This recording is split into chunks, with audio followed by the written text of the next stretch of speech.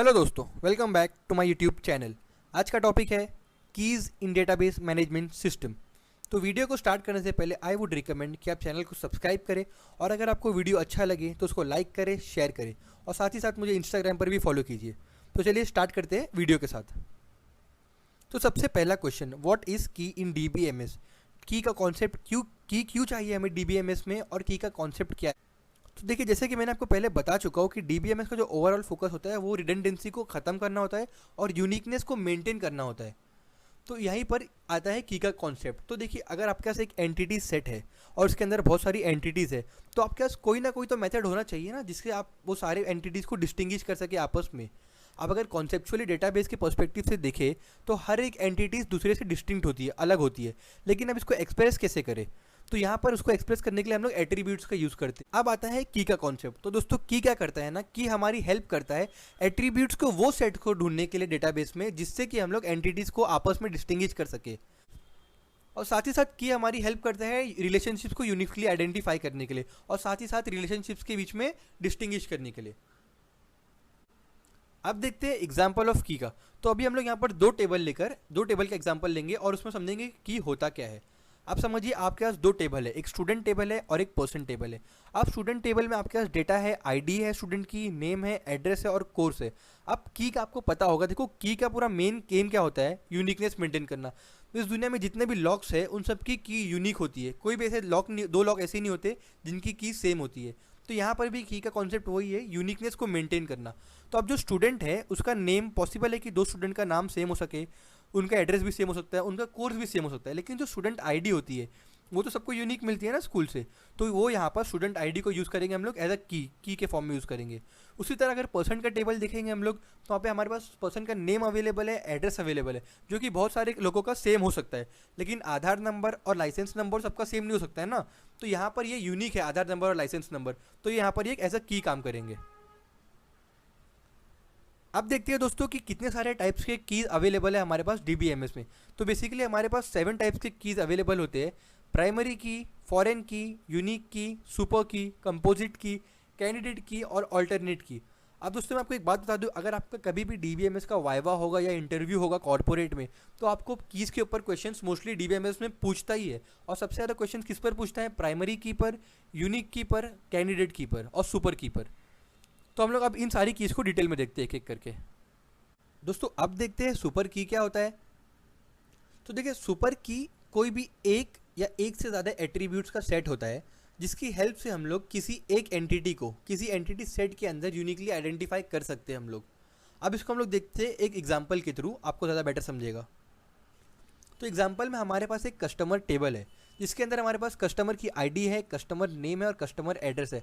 अब हम लोग को पता है कि कस्टमर आईडी सबकी यूनिक होगी, लेकिन कस्टमर नेम और कस्टमर एड्रेस हो सकता है रिपीट हो जाए डेटाबेस के अंदर। तो अगर हम लोग यहाँ पर देखें तो जो कस्टमर आईडी है, इसको ये यूनिक की है, तो यहाँ पर सुपर की का ये काम कर सकता है। कस्टमर आईडी एक सुपर की है, लेकिन अब हम लोग बात कर रहे हैं, ये तो एक ही सिंगल एट्रीब्यूट हो गया हम लोग ने। लेकिन अगर एक से ज़्यादा एट्रीब्यूट लेके हम लोग अगर सुपर की बनाना चाहिए तो हम लोग यहाँ पे बना सकते हैं। जैसे कि कस्टमर आईडी और कस्टमर नेम दोनों को कॉन्कैटिनेट कर देंगे तो हमारे पास एक सुपर की बन जाएगा। तो प्राइमरी की टेबल का वो फील्ड होता है, वो कॉलम होता है, वो एट्रीब्यूट होता है जिसके हेल्प से हम लोग टेबल का कोई भी रो या कोई भी रिकॉर्ड यूनिकली आइडेंटिफाई कर सकते हैं डेटाबेस टेबल में। अब प्राइमरी की के ना कुछ फैक्ट जान लेते हैं हम लोग। तो प्राइमरी की में हमेशा यूनिक वैल्यूज़ होना चाहिए। तो समझिए कि अगर दो लोग का प्राइमरी की में वैल्यूज़ सेम है, अगर आपको एक को एक्सेस करना है, तो अगर आपने समझो फर्स्ट वाले का आपको अगर फर्स्ट वाले को एक्सेस करना है और आपने फर्स्ट वाले के लिए रिक्वेस्ट डाले और अगर सेकंड वाले की डिटेल आ गई, तब तो गड़बड़ हो जाएगी ना फिर। इसीलिए प्राइमरी कीज़ में वैल्यू को हमेशा यूनिक होना चाहिए। दूसरा पॉइंट क्या है कि प्राइमरी की में नल वैल्यूज़ होल्ड नहीं करता है बिल्कुल भी। क्यों? क्योंकि आप उसके थ्रू ही तो बाकी डेटा को रिकॉर्ड को एक्सेस कर रहे हो, आइडेंटिफाई कर रहे हो। तीसरी चीज़ क्या है, प्राइमरी की सिर्फ एक ही होती है किसी भी टेबल में। इसको देखते हैं एग्जाम्पल के साथ। समझिए, आप हमारे पास एक एम्प्लॉय टेबल है, इसमें ये सारे डेटाज है, ये सारे एट्रीब्यूट्स है। अब employee ID, passport number, licence number और आधार नंबर, ये चारों की चारों चीज़ यूनिक होगी। मतलब हम लोग चारों में से कुछ भी यूज़ करके बाकी रिकॉर्ड्स को एक्सेस कर सकते हैं डेटाबेस में।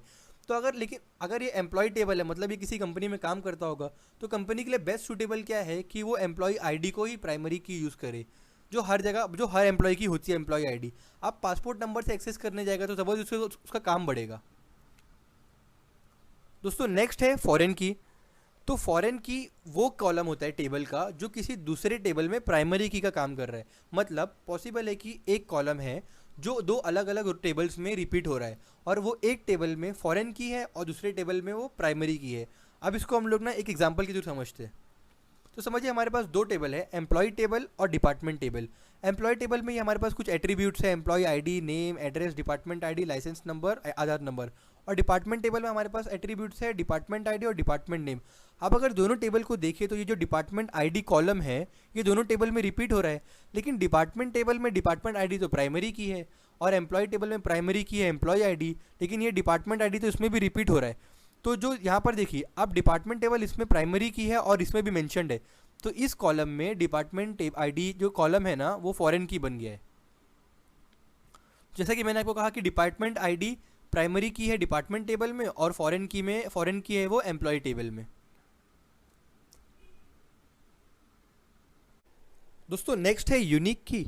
तो यूनिक की एक सेट होता है वन या मोर देन वन फील्ड्स और columns of a table that can uniquely identify a record in the database table.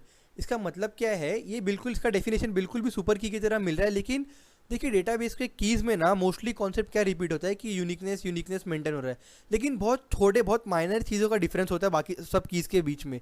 तो यूनिक की का भी वही है कि कोई एक या फिर एक से ज़्यादा कॉलम्स का यूज़ करके किसी पूरे के पूरे डेटाबेस को यूनिकली आइडेंटिफाई करना। अब यूनिक की और प्राइमरी की बहुत तरह से मतलब सिमिलैरिटी है, बहुत ज़्यादा सिमिलैरिटी इनके बीच में। मेन डिफरेंस क्या है कि यूनिक की ज़्यादा से ज़्यादा एक नल वैल्यू होल्ड कर सकता है, जबकि प्राइमरी की में एक भी नल वैल्यूज़ नहीं हो सकती है। और दूसरी चीज़ क्या है इंपॉर्टेंट, कि यूनिक की में डुप्लीकेट वैल्यूज़ बिल्कुल भी नहीं हो सकते। एग्जांपल देखते हो दोस्तों इसका। समझिए मेरे पास एक स्टूडेंट टेबल है जिसके अंदर एट्रीब्यूट्स है roll number, name, batch, phone number और सिटीजन आईडी। अब रोल नंबर को मैं ले लेता हूँ एज अ प्राइमरी की क्योंकि सबका यूनिक होता है। अब एक और एक यूनिक चीज़ है मेरे पास, सिटीजन आईडी। तो ये भी यहाँ पे यूनिक चीज़ है ना, लेकिन मैंने रोल नंबर को ले लिया है प्राइमरी की, तो ये मेरा सिटीजन आईडी क्या बन जाएगा, यूनिक की। पॉसिबल है ना कि किसी बंदे ने अपना सिटीजन आईडी नहीं डाला होगा, हो सकता है ना ऐसा पॉसिबल, या फिर डुप्लीकेट्स नहीं होते किसी भी सिटीजन का आईडी। दोस्तों नेक्स्ट देखते हैं कैंडिडेट की। तो कैंडिडेट की ना सुपर की सेट का ये एक सबसेट होता है जहाँ पर जिसमें एक भी रिटेंडेंट एट्रीब्यूट्स नहीं होते, उसे हम लोग कहते हैं कैंडिडेट कीज़।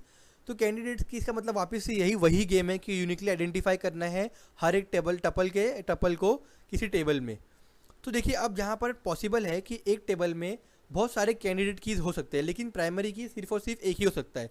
ऑल्सो एक मेजर डिफरेंस क्या है प्राइमरी की और कैंडिडेट की के बीच में, कि कैंडिडेट की में हम लोग नल वैल्यूज़ रख सकते हैं, जबकि प्राइमरी कीज़ में ऐसा नहीं हो सकता है। एग्जाम्पल देखते हैं कैंडिडेट की का। तो ये मेरा वापस से एक एम्प्लॉय टेबल है जिसमें सारे एट्रीब्यूट्स है। तो यहाँ पर employee ID, department ID, licence number, Aadhaar number, ये सब के सब यूनिक होते हैं। तो मैं एम्प्लॉय आईडी को मैंने प्राइमरी की ले लिया। तो बाकी जो यूनिक टेबल्स बचे हैं मेरे पास, जो पॉसिबिलिटी कि इसमें नल वैल्यूज आ सकती है, वो बन जाएंगे मेरे कैंडिडेट कीज सिंपली। दोस्तों नेक्स्ट देखते हैं कंपोजिट की। तो देखिए सिंपली कंपोजिट क्या होता है ना, कंपोजिट की वो कैंडिडेट कीज होते हैं जिसको टेबल को आइडेंटिफाई करने के लिए दो से ज़्यादा एट्रीब्यूट्स लगते हैं। मतलब अगर आप एक ही एट्रीब्यूट लेंगे ना टेबल का, तो वो कंपोजिट की नहीं बन पा रहा है, फिर वो आइडेंटिफाई नहीं कर पा रहे टेबल को यूनिकली। तो इसीलिए हम लोग कंपोजिट की का यूज़ करते हैं, जहाँ पर हम लोग दो एट्रीब्यूट्स को कॉन्कैटिनेट या फिर ऐड कर देते हैं एक ही में, और हम लोग उसको composite key as a composite key use करते हैं हम लोग। एग्जाम्पल देखते हैं इसका। समझिए मेरे पास एक टेबल्स है सेल्स टेबल, जिसके अंदर customer ID, order ID, product code और प्रोडक्ट काउंट हमारे पास एट्रीब्यूट्स है। आप कस्टमर की आईडी समझिए, कस्टमर ने एक से अधिक बार शॉपिंग किया, तो कस्टमर आईडी यहाँ पे रिपीट हो चुकी है 2 बार। लेकिन प्राइमरी की का हमारे पास तो ये है ना कि कैंडिडेट की का हमारे पास तो ये है ना कि आईडी रिपीट्स नहीं होना चाहिए, और सेम ऑर्डर आईडी भी रिपीट हो रही है, प्रोडक्ट कोड भी रिपीट हो रहा है, प्रोडक्ट काउंट तो इतना इंपॉर्टेंट नहीं होता है। तो ये 3 हमारे पास मेन एट्रीब्यूट्स है, लेकिन ये इसमें सबके सब डेटा रिपीट हो रहे हैं। तो अब अगर मैं क्या करूँगा, अब अगर मैं कस्टमर आईडी और ऑर्डर आईडी या फिर प्रोडक्ट आईडी को कॉन्कैटिनेट कर दूँ किसी भी 2 एट्रीब्यूट को, तो वो तो यूनिक हो जाएगा। कैसे, C01 P007, C02 P007। तो ये अलग अलग डिफर कर रहे हैं ना एक दूसरे से एट्रीब्यूट्स की वैल्यू। तो इसको बोलते हैं हम लोग कंपोजिट की।